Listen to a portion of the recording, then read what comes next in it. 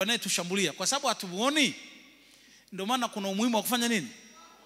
Sasa walokole wengi wakishafanikiwa kikaa, kwa sababu hawaoni adui yao, wanasinzia kwenye maombi. Hawataki maombi kabisa, wamelizika, hawajui. Wewe huwezi kumuona shetani kwa macho, mchawi, wewe ni mchawi. Wakati mwingine unamsema mtu mchawi wakati sio mchawi. Unabashabatisha tu unakuwa na woga, nasikia nywele zimesimka hapa, nasikia kitu fulani. Uone chochote, unabahatisha tu. Ukisikia story huko nyuma za wachawi, ziko hivi, ziko vile, ukapita mahali usiku huo ndo ukasabu ya woga umeshakujia, unakumbuka nywele kusimka, nywele zinasimka. Wakati ni mahali salama pa kupita tu. Ni ile vitu tu ni hisia zimenyanyuka hivyo.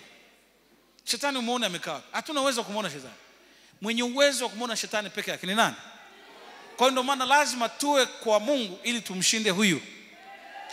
Hatuwezi kumshinda huyu kwa macho yetu, kwa akili zetu, kwa uwezo wetu. Haiwezekani. Hii ndio sababu ya kila mlokole shuleni, nyumbani, ofisini, sharti uombe. Ninarudia tena, sharti watoto wako wasitekwe, wakaibiwa. Kama namsikia mmoja, watoto wangu ameibiwa, nilimtuma sokoni akaondoka. Hauna moto.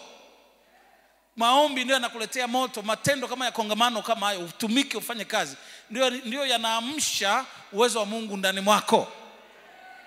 Ni simu ambayo imezima, una activate simu, inakupa unachohitaji. Kwa hiyo namna kufanya activation ni maombi. Kwa yale usioyaona, wewe Mungu ndio unayemjua shetani, ndio unayemjua mbaya wangu, ndio unajua mtanilindiaje watoto wangu, wewe ndio utajua familia yangu. Mimi Mungu ni mfu, sina ninachoona, nimelala, natembea lakini nimelala, sioni mitego iko wapi, lakini nahitaji sana ulinzi wako. Usiniache Bwana. Malaika wa zamu ya leo, nilinde ninapoenda sokoni, nilindie watoto wangu shuleni. Lazima uombe. Sasa walokole leo hawaombi, ni makwaya, ni kucheza, ni nini, hawajua hata namna ya kuomba. Wengine hata wameokoka hawana maombi kabisa.